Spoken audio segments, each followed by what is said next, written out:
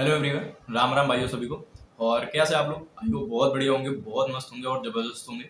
और आपकी पढ़ाई भी बहुत बढ़िया चल रही होगी। दिल्ली पुलिस की आपकी तैयारी बहुत बढ़िया चल रही होगी। और आप दिल्ली पुलिस की तैयारी करते हैं तो आपके दिमाग में ऐसा क्वेश्चन आते होंगे कि भाई मुझे जीके जीएस वीक है और मुझे जीके जीएस के कुछ ऐसे टॉपिक मुझे मिल जाएं जिनको मैं कर लूँ, या जिन जैसे टॉपिक मुझे पता चल जाएं जिनको करने से मेरा दिल्ली पुलिस में एक अच्छा स्कोर बन सके और एक मैं सेफ स्कोर स्कोर कर सकूं दिल्ली पुलिस के एग्जाम में। तो उसी के बारे में हम बात करेंगे कि जो हमारे इंपॉर्टेंट टॉपिक हैं जीके जीएस के, या ऐसे टॉपिक्स हैं जिनसे हमें बार बार क्वेश्चन देखने को मिलते हैं एग्जाम में दिल्ली पुलिस के।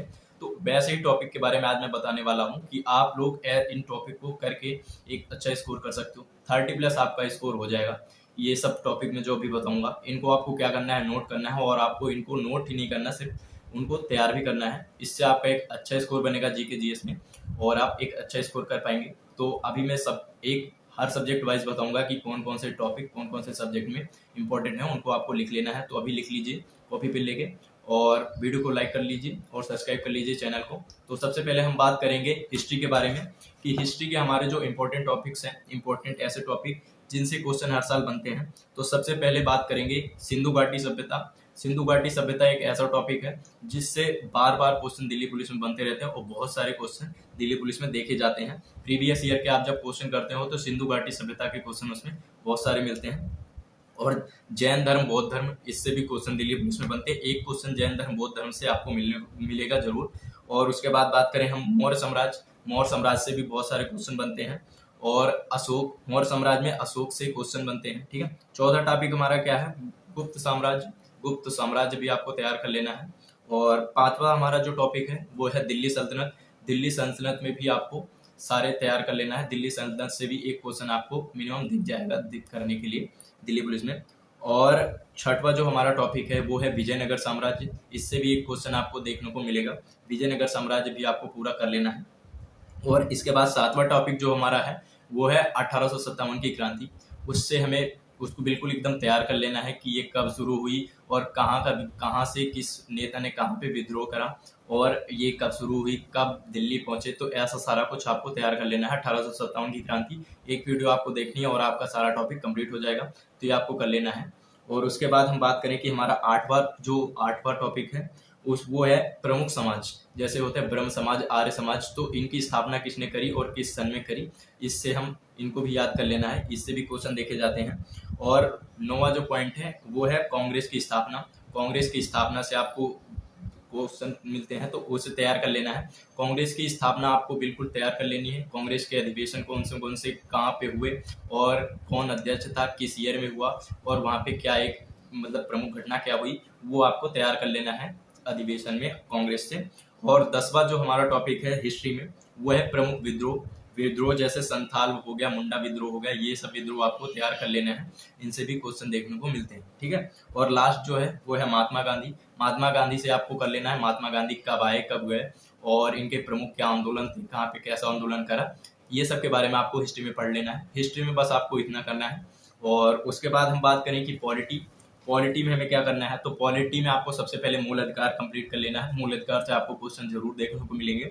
उसके बाद आपको डीपीएसपी जो नीति निदेशक तत्व हैं उनको तैयार कर लेना है। मूल कर्तव्य आपको तैयार कर लेना है। और चौथा क्या है? राष्ट्रपति, मतलब सांसद, राष्ट्रपति, ये सब के बारे में, उपराष्ट्रपति, इन सब के बारे में आपको सारे आर्टिकल एकदम रट लेने हैं। जो आर्टिकल 12 से 81 तक है ना, आर्टिकल 12 से लेके 81, या समझ लो 0 से 81 तक, 1 से 81 तक जो आर्टिकल है इनको आपको एक तरफ से रट लेना है। इन्हीं से कम 75 to 80% क्वेश्चन इन्हीं से बनते हैं पॉलिटी के अंदर। एक आर्टिकल नंबर 1 से लेके 81 तक आपको एकदम रट डालना है। और इधर बात करें आर्टिकल 108, आर्टिकल 110, आर्टिकल 112, ये भी आपको तैयार कर लेना है। और इसके बाद बात करें सर्वोच्च न्यायालय, उच्च न्यायालय, इससे भी आपको थोड़ा देख लेना है। इससे भी क्वेश्चन बन जाते हैं। और बात करें जो सर्वोच्च न्यायालय और उच्च न्यायालय हैं इनके रिट से भी आपको क्वेश्चन तैयार कर लेना है। उसके बाद बात करें 8वां पॉइंट जो है हमारा मुख्यमंत्री और राज्यपाल, इन दोनों को भी आपको आराम से पढ़ लेना है बिल्कुल अच्छे से, मुख्यमंत्री और राज्यपाल को। इसके बाद जो हमारा लास्ट टॉपिक है वो है वित्त आयोग। वित्त आयोग, निर्वाचन आयोग और आपातकाल, ये सब के बारे में भी आपको आराम से पढ़ लेना है। इतना ही करना है आपको पॉलिटी में, इससे आगे आपको कुछ नहीं करना। अगर आपको करना है पॉलिटी मतलब इंपॉर्टेंट टॉपिक में ये सारे आ जाते हैं, वित्त आयोग, निर्वाचन आयोग और आपातकाल, ये सब आपको कर लेना लास्ट में। इसके बाद हम बात करेंगे इकोनॉमी। इकोनॉमी के बारे में हम बात करेंगे कि इकोनॉमी के बारे में कि कौन कौन से हम टॉपिक करने हैं हमको। तो इकोनॉमिक में बहुत सारे नए टॉपिक हैं, बस छोटे से टॉपिक हैं, 3-4 टॉपिक हैं जिनको आपको तैयार कर लेना है। सबसे पहले आरबीआई, आरबीआई की स्थापना वगैरह सारा कुछ आपको आरबीआई के बारे में पढ़ लेना है। उसके बाद एसबीआई भी पढ़ लेना थोड़ा बहुत।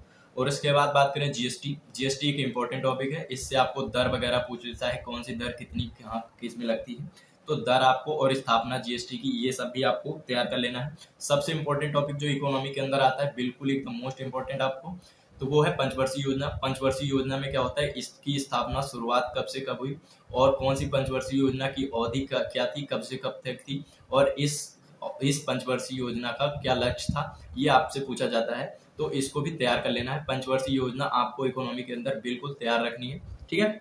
उसके बाद बात करें हम जनगणना, चौथा टॉपिक जो हमारा है जनगणना। जनगणना को आपको बिल्कुल एकदम से रट देना है, ठीक है। और उसके बाद बात करें एक लास्ट टॉपिक है बेरोजगारी। बेरोजगारी कौन सी किस टाइप की बेरोजगारी है, ये भी आपको तैयार कर लेना है, इससे भी आपको क्वेश्चन देखने को मिल जाते हैं। ये रहा इकोनॉमी। इकोनॉमी के बाद बात हम करेंगे कि ज्योग्राफी का हमारा क्या वो होना चाहिए, क्या इंपॉर्टेंट टॉपिक है जिनको हमें तैयार करना चाहिए। तो सबसे पहले बात करेंगे भारत का भौगोलिक विस्तार। जो भारत के भौगोलिक विस्तार के बारे में आपको बिल्कुल पढ़ लेना है, कितने अक्षांश कितने देशांतर से लेके कहाँ तक, कर्क रेखा मकर रेखा, ये सब आपको तैयार कर लेना है। इंपॉर्टेंट चोटियां जो है, किस राज्य की कौन सी ऊंची सबसे छोटी है। इसमें हाइट नहीं पूछी जाती कि कितनी है, बस एक ये पूछी जाती है कि कौन सी ऊंची चोटी किस राज्य में है, ठीक है। इसके बाद बात करेंगे इंपॉर्टेंट नदियां हैं, इंपॉर्टेंट दर्रे हैं, और पांचवा टॉपिक हमारा नदी, नदी पर बंधे बांध और परियोजना, ये सब पूछा जाता है, इससे एक क्वेश्चन बन जाएगा आपको। और एक लास्ट टॉपिक है उसमें ज्योग्राफी में पड़ोसी देश, पड़ोसी देश के बारे में आपको पढ़ना है, उनकी मुद्रा, राजधानी, ये सब के बारे में पढ़ लेना है, ठीक है। और फिर उसके बाद हम बात करें करंट अफेयर। तो करंट अफेयर आपको क्या करना है, पिछले एक साल का करंट अफेयर पढ़ लेना है। जैसे आपका पेपर होगा नवंबर दिसंबर में, तो पिछले नवंबर दिसंबर 2024 से शुरू करके आपको नवंबर 2024-25 तक एक साल का आपको करंट अफेयर तैयार कर लेना है। इतना ही करना है आपको, और उससे पुराना नहीं करना है, वो सब हिस्ट्री हो जाता है वैसे भी, तो उसको नहीं करना है। बस एक साल आपको कवर करना है, इतना बस आपको मंथली जो आपके जो वीडियो आते हैं मंथली करंट अफेयर्स के, उनको आप कर लो, उतना बहुत होगा। करंट अफेयर उतना आप कर भी नहीं पाओगे, करंट अफेयर बहुत बड़ा है, तो इतना आपको करना है, पिछले एक साल का आपको कवर कर लेना है मंथली से। और उसके बाद बात करें साइंस, तो साइंस को आपको क्या करना है, कोई एक बुक ले लेना है जो दिल्ली पुलिस के PYQ कराती हो, उससे कोई बुक ले लो जो PYQ जिसमें आपको मिल जाए। तो PYQ बस आपको करना है साइंस में। साइंस में आपको बायोलॉजी पे ज़्यादा ध्यान देना है, बायोलॉजी से ज़्यादा क्वेश्चन बनते हैं, तो PYQ आप कर लोगे साइंस के लिए, उतना बहुत रहेगा। इसके बाद बात करते हैं हम स्टैटिक जीके। तो स्टैटिक जीके जो हमारा है, स्टैटिक जीके पूरा सबसे नंबर 1 पे है हमारा जीके जीएस में दिल्ली पुलिस के लिए।